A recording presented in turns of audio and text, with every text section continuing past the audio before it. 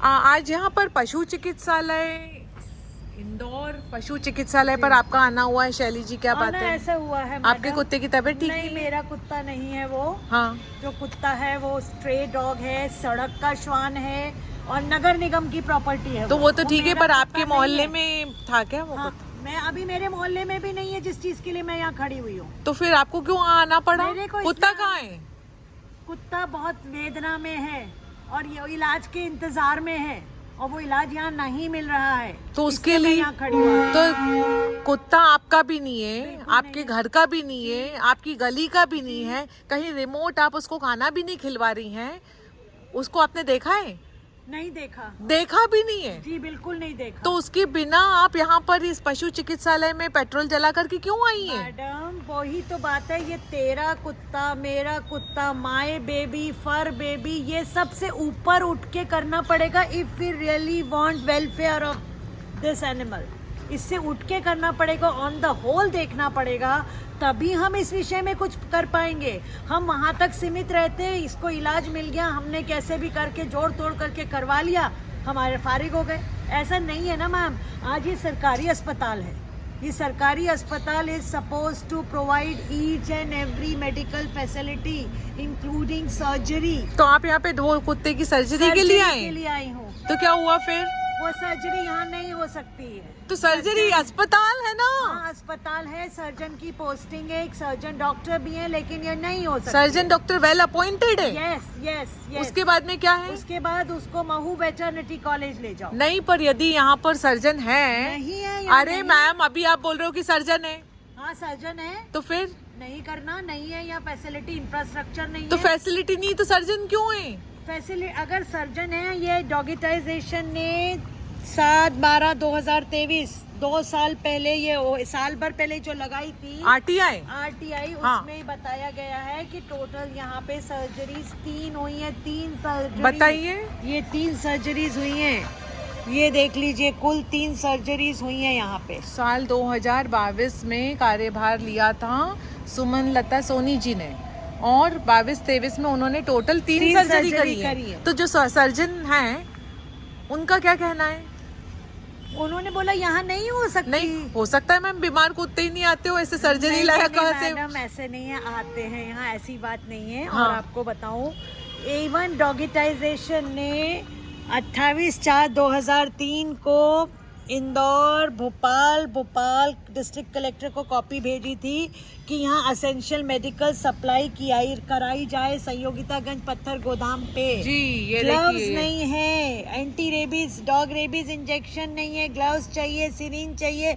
ये सब इसलिए लिखा था ताकि सुविधा आए जब हम लेके आते हैं पेट डॉग को। छोड़िए, अभी हम एक्सक्लूसिवली टॉकिंग फॉर दोस्त, उनको लेके आते हैं जिनके लिए कोई क्लिनिक प्राइवेट नहीं है, उनको यहाँ लेके आते हैं इस उसमें कि थोड़ा सा रीजनेबल खिला पिला रहा है आदमी, ठीक है, वैक्सीनेशन भी करा रहा है, तो उम्मीद करता है ना कि इलाज तो एक रीजनेबल प्राइस में हो जाए ताकि फर्दर जेब नहीं कटे।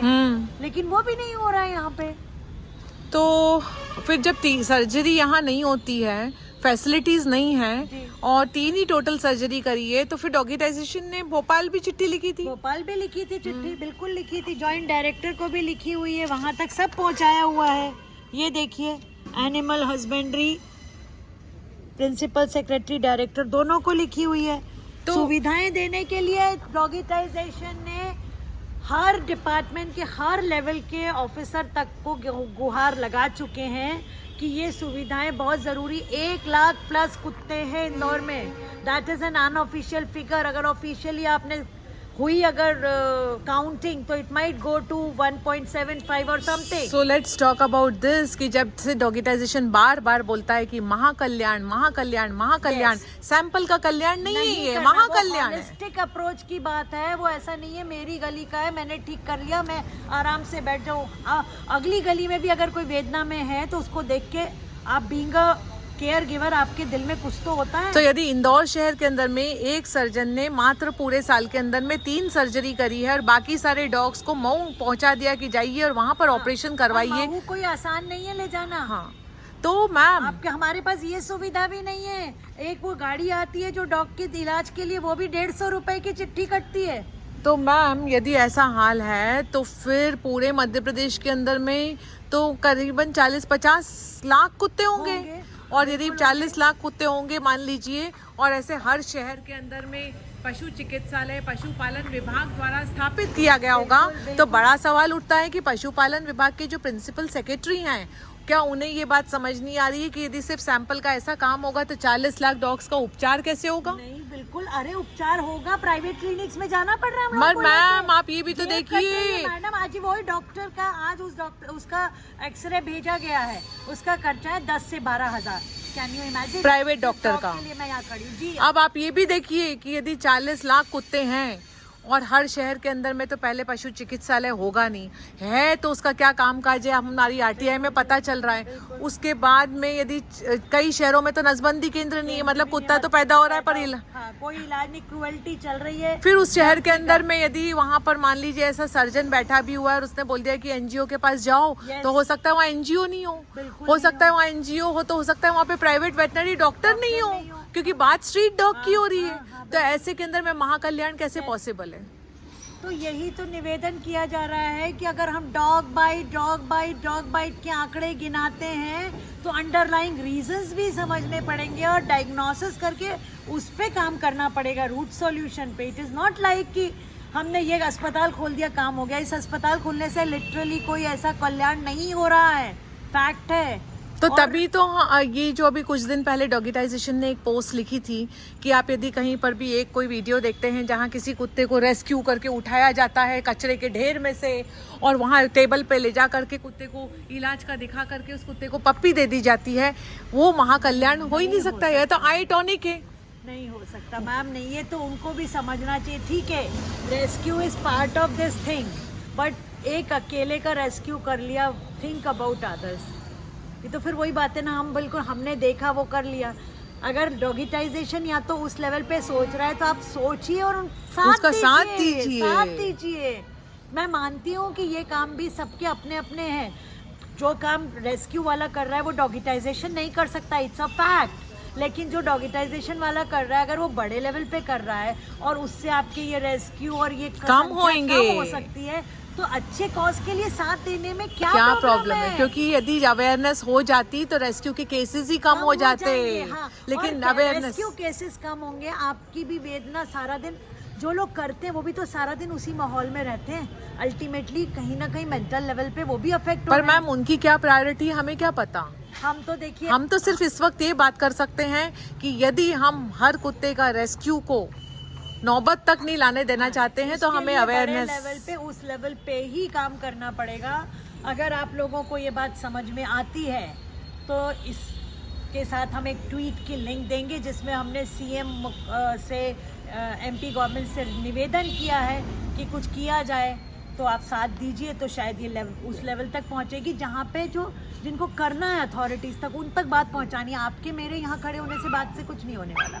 तो आपने देख लिया, आपने एग्री कर लिया, कमेंट में लिख दिया सही बात, उससे वाकई कुछ नहीं होने वाला है। Facebook Instagram is not going to get you the solution. Solution चाहिए तो ट्विटर पे आप वो चीज़ जो बोली जा रही है उसको प्लीज पहुंचाइए, ताकि जो अथॉरिटी है जिसने सारे डिसीजन लेने हैं उस तक अभी शायद गंभीरता पता भी नहीं। और ये वीडियो जरूरी नहीं है कि यदि आप मध्य प्रदेश में बैठे हैं तो आपको एमपी वाले लोगों को ही रीट्वीट का बटन दबाना है। आप अमेरिका से भी बैठकर रीट्वीट का बटन दबाएंगे, क्योंकि किसी दिन आप इंदौर में या मध्य प्रदेश की शुजालपुर में या कर्नाटका के कोई शहर के अंदर जाएंगे और वहाँ पर आप व्यथा देखने को मिल सकती है। फिर आपको डॉगिटाइजेशन याद आएगा कि मैडम अब इसको रीट्वीट करिए, हाँ। ये इसको ट्वीट करवाइए। तो इसलिए लोग अपने अपने केस के लिए ट्विटर के लिए आ जाते हैं। तो ऐसा ना करिए आप आप एक तसल्ली से, मैं फॉलोअर्स को बोलूंगी शांति से बैठ के सोचिए क्यों डॉगिटाइजेशन बार बार Twitter. Dogitisation is not going to earn even a single penny from any of the post or any of the message or any of the video or any of the tweet, but still क्यों insist कर रहे हैं for 7 years? Yes, night and day के लिए। Yes, night and day again and again the solution is Twitter। हजारों लाखों की तादाद में यदि ये ट्वीट को हम रीट्वीट करते हैं, आप देखिए ओवरनाइट बदलाव आते हुए आता है आएगा। बिकॉज ये एक बार करिए तो तब समझ में आए, अगर आप नहीं आए, आप एक बार करके इतने लोग उतरे तो सही, तब तो बात पहुंचेगी और ना। दूसरे भी जो पेजेस हैं उन लोगों के भी एडमिन्स को आप रिक्वेस्ट करिए कि ट्विटर पे लोगों को लाइए, ट्रैफिक को ट्विटर पे लेकर आइए, भले ही वो अपने पेज के अपने ट्वीट को अपने ट्वीट बढ़ाएं। हमारा पर्पस ये भी नहीं है कि डॉगिटाइजेशन के ट्वीट्स को ट्वीट करो।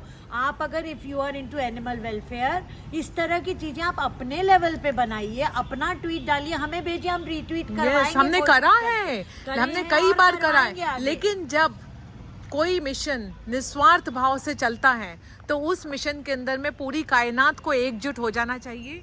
फिर ये नहीं देखना चाहिए कि ये ट्वीट किसने करा है या इसका है। इसीलिए into a true welfare of animal, तो सारा ध्यान हमारा एनिमल पे केंद्रित होना चाहिए, ना कि इधर। yes, and that is why human is immaterial we in that case. and we should be thankful that there is a mission जहाँ पर नाम आगे नहीं है, जहाँ पर चेहरा आगे नहीं है, जहाँ पर पैसा आगे नहीं है, जहाँ पर यदि कुछ आगे है तो पशु कल्याण, पशु कल्याण, पशु in true sense, that too पशु कल्याण बहुत बृहद लेवल पे, एक छोटे दायरे में नहीं कर रहा है वो पशु कल्याण, उसकी सोच बहुत आगे जा रही है। सो गाइज साथ दीजिए, प्लीज रीट्वीट, ऊपर लिंक दे रहे हैं, प्लीज रीट्वीट। और इस वीडियो को यदि आप 2 बार देखेंगे, 3 बार देखेंगे तो हम आपके एहसानमंद रहेंगे, क्योंकि जब आप बार बार देखेंगे और फिर सोशल मीडिया पर जाएंगे और दूसरे अन्य वीडियो देखेंगे तो आपको काफ़ी क्लियरली समझ में आएगा कि इस प्रॉब्लम का महा सॉल्यूशन कहाँ छुपा हुआ है, कहाँ छुपा हुआ है, कहाँ छुपा हुआ है। दिख जाएगा, ढूंढने की जरूरत है, नजर घुमाइए, जरूर समझ में आएगा। वीडियो को 3-4 बार अवश्य देखिए।